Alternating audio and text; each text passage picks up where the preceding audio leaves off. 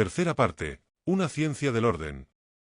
En esta tercera parte intentaremos mostrar las limitaciones de las disciplinas actuales para abordar estas cuestiones, y la necesidad por tanto de un ámbito específico que tome al orden como objeto de estudio. Para ello partiremos de dos premisas, que el orden es iteración, que fue la primera idea que propusimos y sobre la que construimos las demás, y que permite realizar deducciones, que fue la primera observación que hicimos sobre el orden.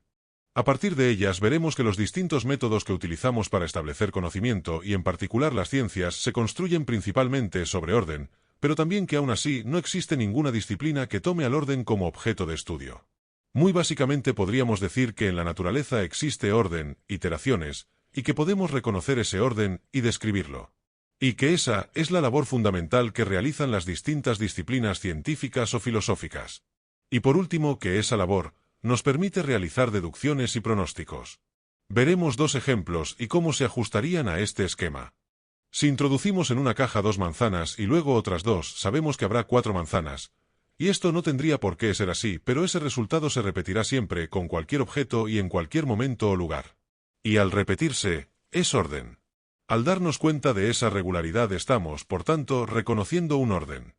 Y al reconocerlo podemos describirlo mediante una ley como sería 2 y 2 suman 4. Y por último, esa ley como descripción de un orden, nos permite realizar deducciones y pronósticos. Podríamos asumir, por ejemplo, que ocurriría lo mismo con naranjas hace 1000 años y en la superficie de Marte. Y si no fuese así y se diesen resultados distintos aleatoriamente, ni podríamos reconocer orden porque no lo habría, ni podríamos describirlo mediante ninguna ley, ni podríamos realizar deducciones. Y la disciplina que reconocería y describiría estas regularidades sería la matemática. Igualmente sabemos que si un cuerpo que se desplaza en el espacio pone en movimiento a otro cuerpo igual, la velocidad que adquiere el segundo será exactamente la misma que pierde el primero. De nuevo, esto no tendría por qué ser así, pero es lo que ocurre siempre, y es por tanto orden. Así que podemos reconocer ese orden, describirlo mediante una ley y realizar deducciones y pronósticos, pero esto ya no lo haría la matemática sino la física. Y así, la química reconocerá y describirá regularidades en las interacciones atómicas y moleculares o la biología en los procesos biológicos, quedando los distintos tipos de orden que podemos reconocer en la naturaleza bajo el dominio de las distintas disciplinas. Y así Darwin, al descubrir la selección natural y su efecto, está reconociendo un orden, un factor constante, en un proceso aparentemente caótico como es la evolución biológica. O Mendel, al establecer las leyes de la genética, está describiendo también un orden, un conjunto de constantes en la transmisión de los rasgos, en un proceso aparentemente caótico e impredecible como es la reproducción con variación. En otras palabras, reconocieron orden en el aparente caos. Y es que la evolución de la organización está, podríamos decir, impregnada de desorden desde su origen. Porque surge precisamente de la introducción de desorden en la reproducción, un proceso que generaba orden, y el resultado son las variaciones, irregularidades en los linajes. Condición necesaria para la activación de las presiones selectivas, que operarán sobre los distintos linajes extinguiendo algunos de ellos y permitiendo la continuidad de otros. Y la probabilidad de que un linaje se extinga o continúe está determinada siempre por la eficiencia funcional de las estructuras que lo constituyen en cada momento de su evolución. De modo que la evolución de la organización implica, desde su origen, desorden. Desorden por una parte ambiental. La geofísica, desde el movimiento de las placas tectónicas a las erupciones volcánicas o la erosión, la fluctuación de las temperaturas, las radiaciones o la química atmosférica, el impacto de meteoritos o las irregularidades en la dinámica astronómica del planeta, introducen un desorden determinante en la evolución de la organización. También sabemos, en el caso de los organismos, que desde su concepción, cada individuo es susceptible de cambios de configuración, en el nivel genético, por ejemplo, que determinarán tanto sus configuraciones futuras durante su desarrollo, como las de sus futuros descendientes. Y esas variaciones, impredecibles en cuanto resultan de factores ambientales irregulares, introducen por supuesto también desorden en el proceso. Por ese motivo sabemos que si se extinguiesen por ejemplo los pluricelulares, dándose con el tiempo una reaparición de la pluricelularidad que generase una biodiversidad nueva, sería prácticamente imposible que una sola de las nuevas especies coincidiese en su configuración con alguna de las que hoy conocemos. Seguramente volverían a aparecer las simetrías bilaterales y radiales, y si no una columna vertebral ósea o cartilaginosa, probablemente sí y un eje longitudinal definido, la segmentación o la reproducción sexual. porque se trata de configuraciones y procesos tan sinérgicos como aquellos que hoy permiten el vuelo, la producción y uso de toxinas, la comunicación y tantos otros que han aparecido espontáneamente en momentos, lugares y linajes distintos.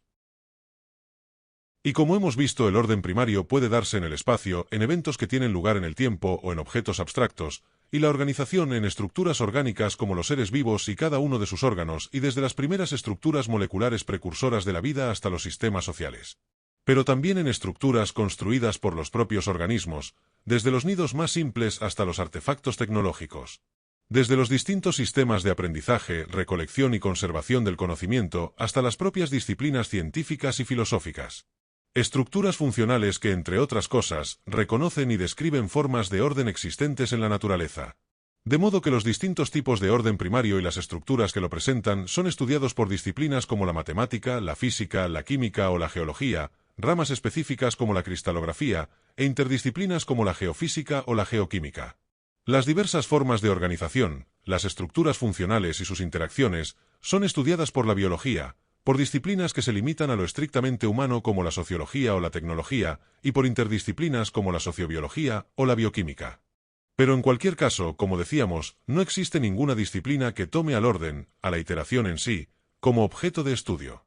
Y podría pensarse que si el orden es mera repetición no habría mucho que investigar sobre algo tan simple, y que lo más adecuado sería precisamente lo que se está haciendo, abordar los distintos tipos de orden desde disciplinas específicas. Sin embargo, existen cuestiones sobre el orden, inabordables desde esos enfoques. Empezaremos por analizar el estado actual de estas cuestiones, relacionadas a su evolución e incremento de complejidad.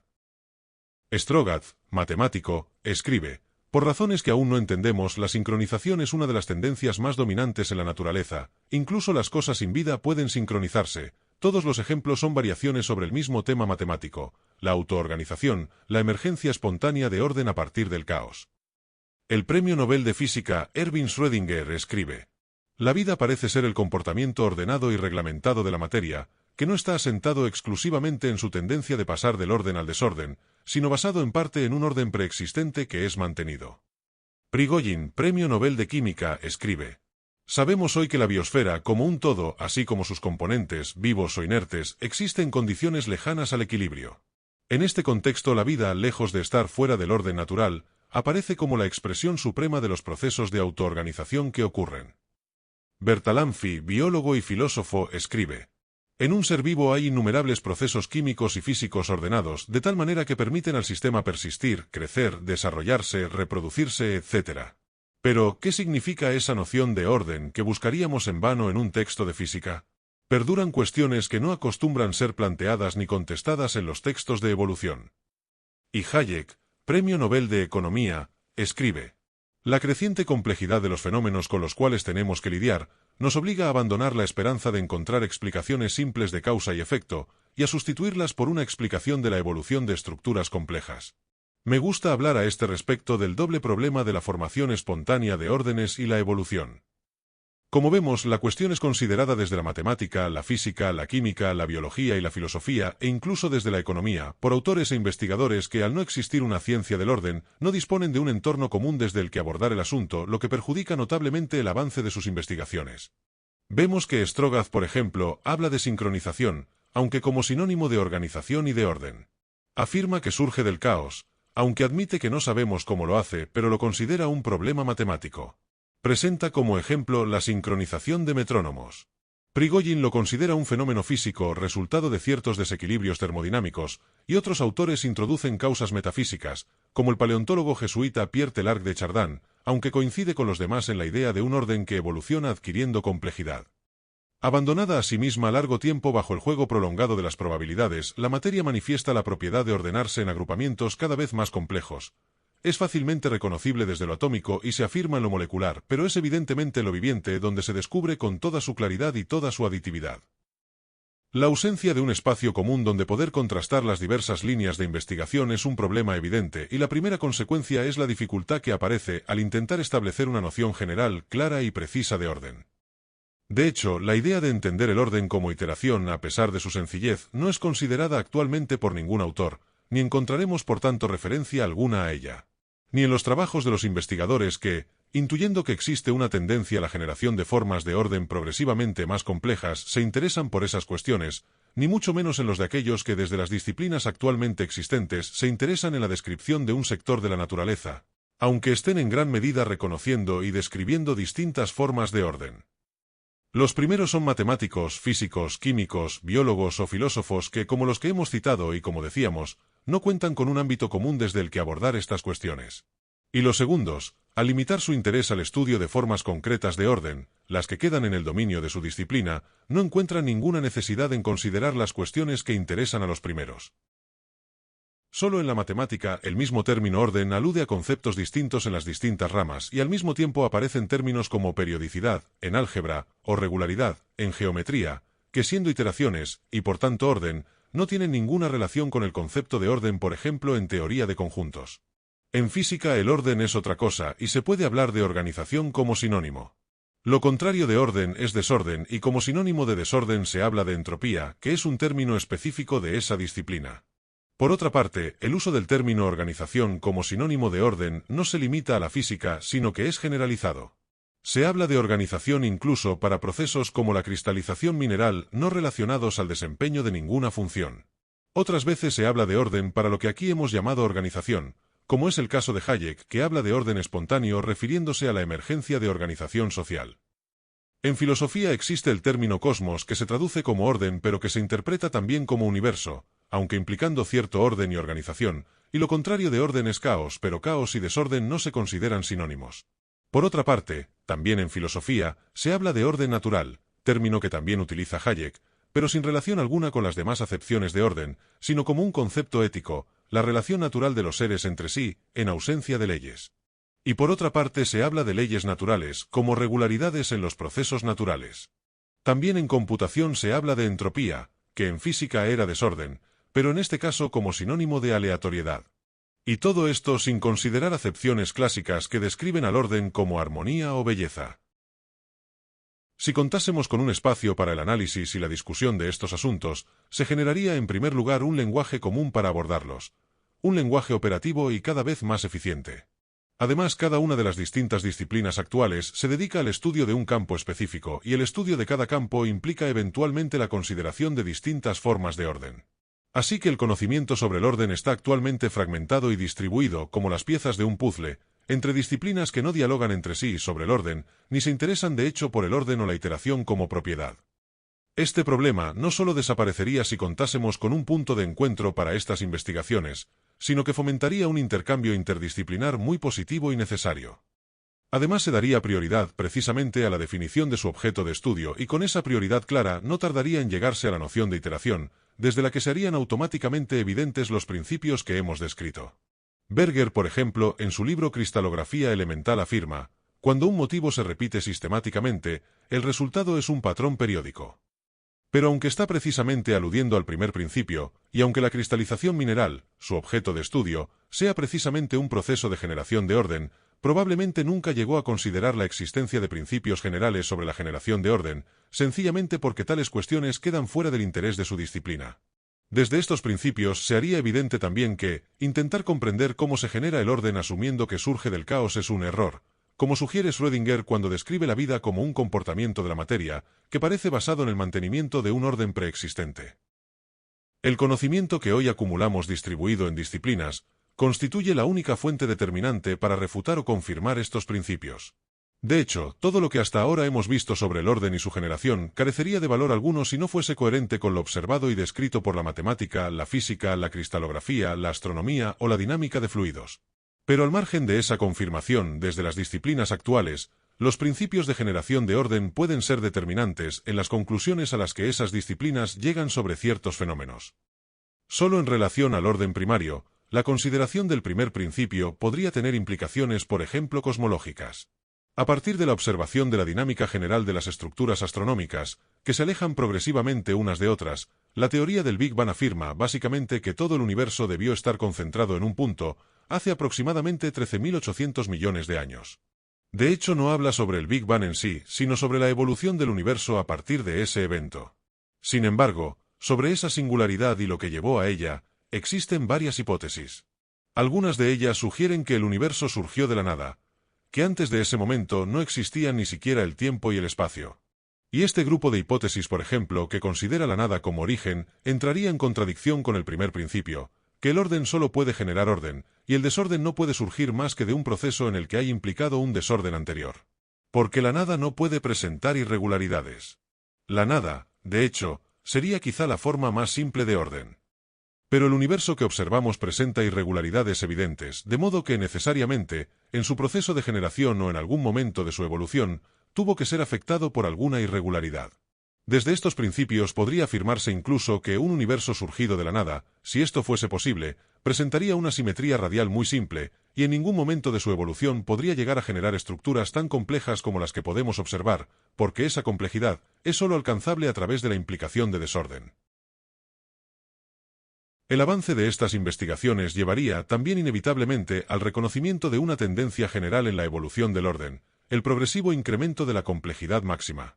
Una tendencia no sólo reconocible a través de una multitud de evidencias observables, sino que admite la descripción de una causa. En el caso del orden primario, la causa del incremento de complejidad es relativamente simple. El proceso de generación estructural más común es la agregación, lo que explica un progresivo incremento de la complejidad estructural. Es decir, la aparición de estructuras constituidas por un número y variedad de elementos progresivamente superior.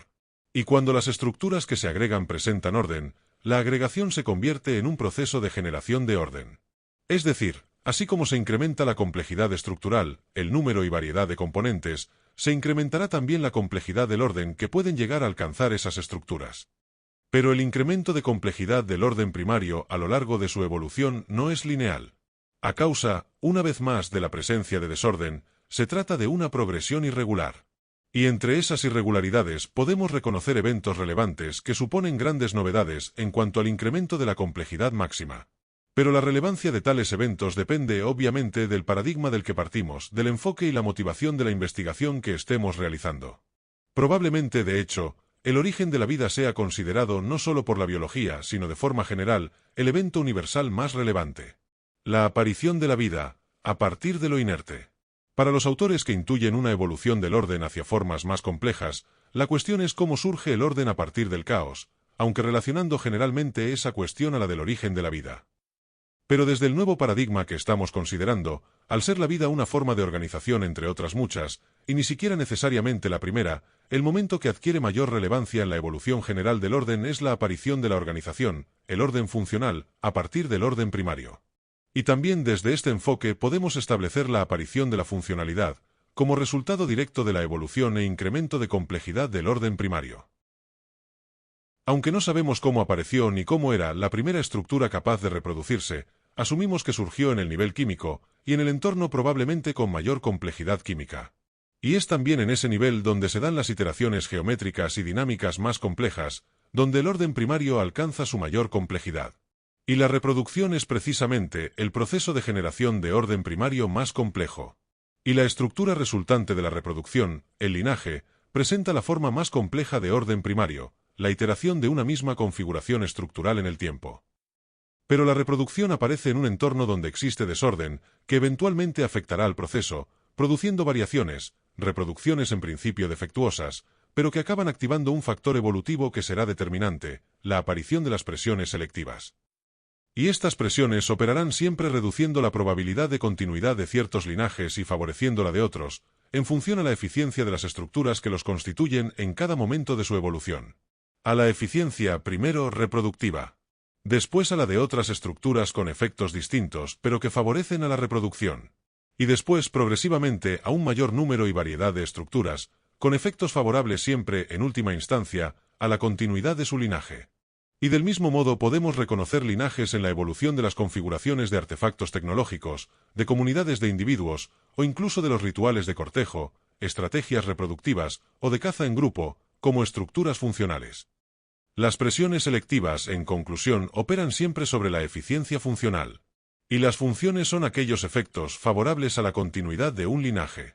Y aunque esta noción de función pueda parecer circular, no lo es, más bien se ajusta a una realidad que implica ciertas circularidades. En primer lugar, para que se genere y desarrolle un linaje, debe haber reproducción.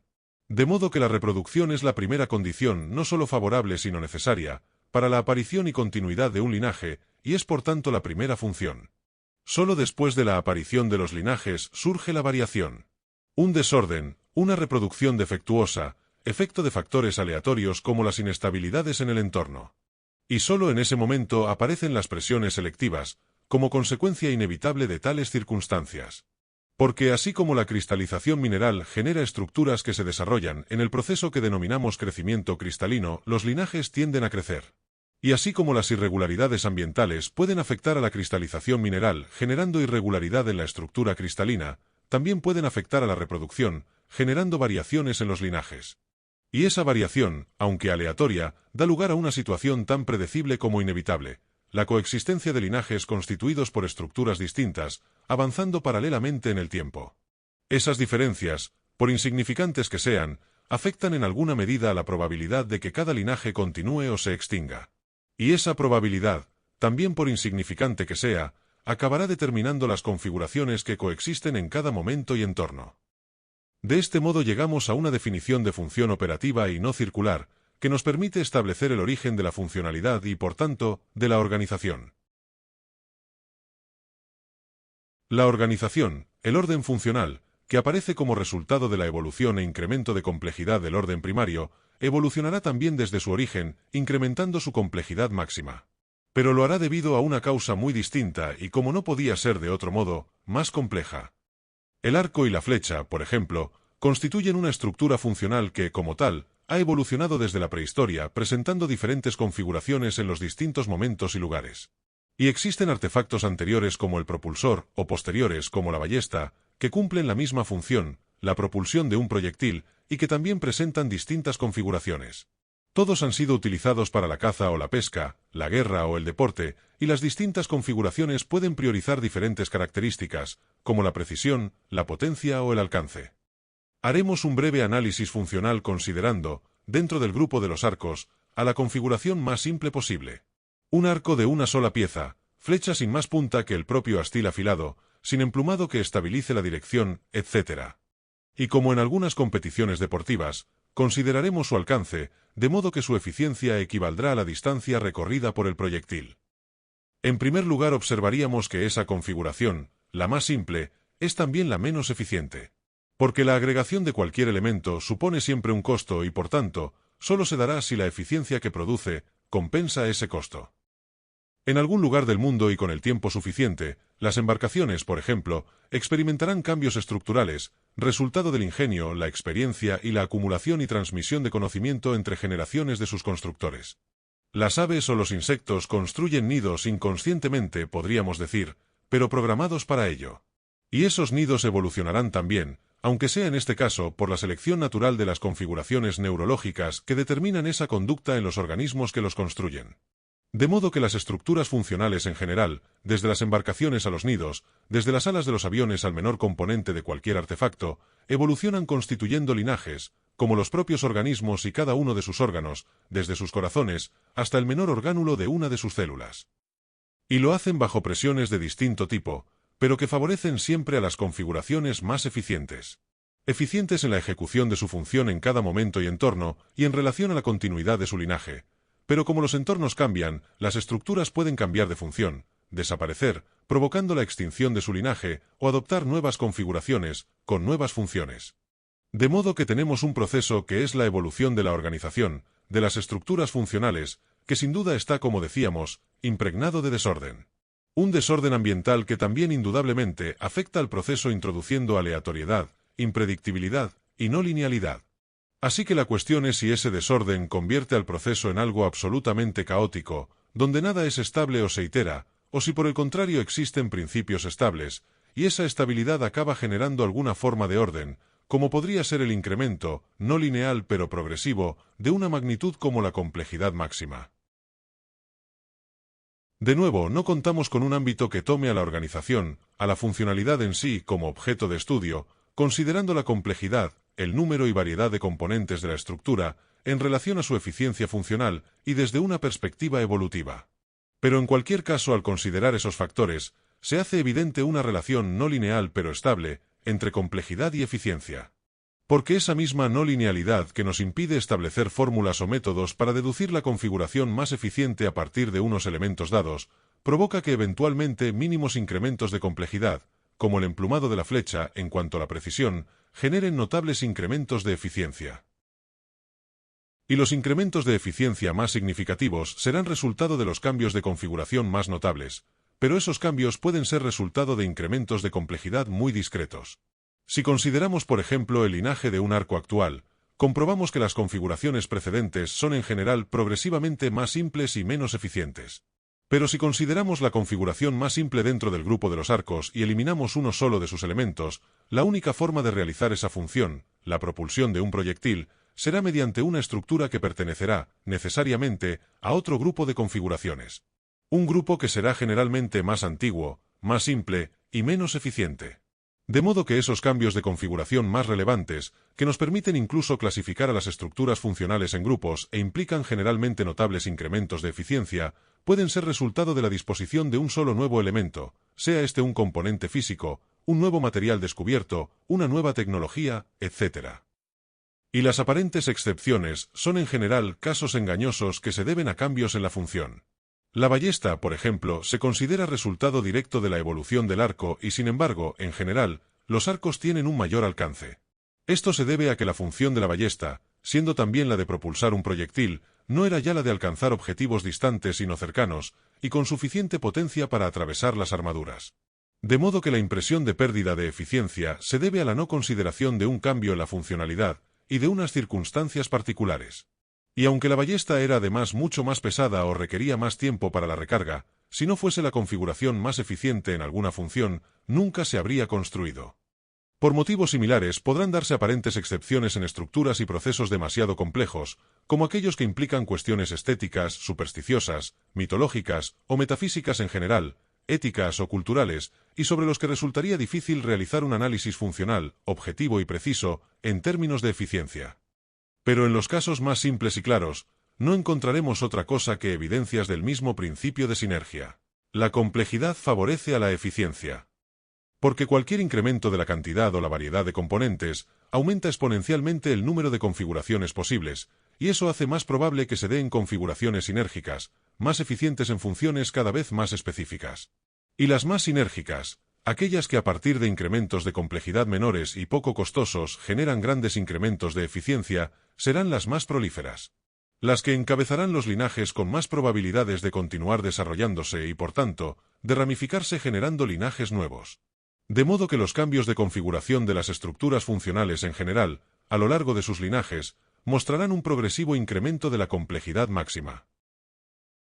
También correspondería a esta ciencia del orden explicar las relaciones entre orden primario y organización. Porque aunque la organización sea resultado de la evolución del orden primario, su aparición no implica la extinción de éste. La organización puede, en primer lugar, generar orden primario. Las estructuras funcionales a menudo producen orden primario incluso como residuo de procesos funcionales, como es el caso de las huellas resultantes de la locomoción, un proceso funcional iterativo, tanto en artefactos como en organismos. En segundo lugar, las estructuras funcionales pueden también incorporar orden primario porque éste favorece su eficiencia funcional. Regularidades geométricas y dinámicas favorables a la ejecución de la función. Un milpiés cuyas extremidades no se moviesen de forma sincronizada, una biblioteca cuyos libros no estuviesen clasificados por temas o un diccionario que no respetase el orden alfabético, nos dan una idea de hasta qué punto el orden primario puede favorecer la eficiencia funcional de una estructura. Por último, se dan incluso casos en que las estructuras y procesos funcionales presentan regularidades primarias de las que no pueden deshacerse, a pesar de su aparente ineficiencia. Sabemos que la configuración de las estructuras funcionales está determinada por su eficiencia, hasta el punto que presenta irregularidades, como las asimetrías en la disposición de nuestros órganos internos. Es decir, que la organización sacrificará regularidades primarias, siempre que eso incremente la eficiencia funcional de la estructura. Pero siempre, por supuesto, que se dé esa posibilidad. Y a veces, parece no darse. Porque esas presiones seleccionan entre una variedad de configuraciones que han de ser, ante todo, posibles. Configuraciones y procesos que han de cumplir las leyes de la física, la química o la matemática, pero también los principios de generación de orden. Si analizamos, por ejemplo, el vello facial en el rostro de un hombre adulto, podemos observar que se agrupa formando distintas estructuras cuyas configuraciones se ajustan con gran precisión al desempeño de diferentes funciones. Las cejas, por ejemplo, tienen la función principal de proteger los ojos del sudor, la lluvia, el polvo y la suciedad, actuando como una barrera y canalizando estos elementos hacia los lados del rostro. Regulan la cantidad de luz que llega a los ojos y desempeñan un rol crucial en la comunicación no verbal, facilitando la expresión de emociones, lo que favorece la interacción social. Las pestañas, además de proteger el ojo de partículas y filtrar la luz solar, actúan como sensores táctiles que provocan el parpadeo ante objetos cercanos. Y el vello nasal crece orientado hacia el exterior y actúa como un filtro de las vías respiratorias, reteniendo partículas en la inspiración que son expulsadas al expirar.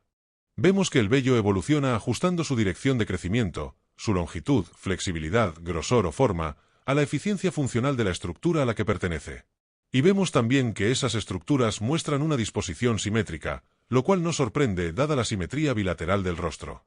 Sin embargo, la dirección del vello de la barba se inclina hacia atrás en un lado de la cara, generalmente el derecho, y hacia adelante en el otro.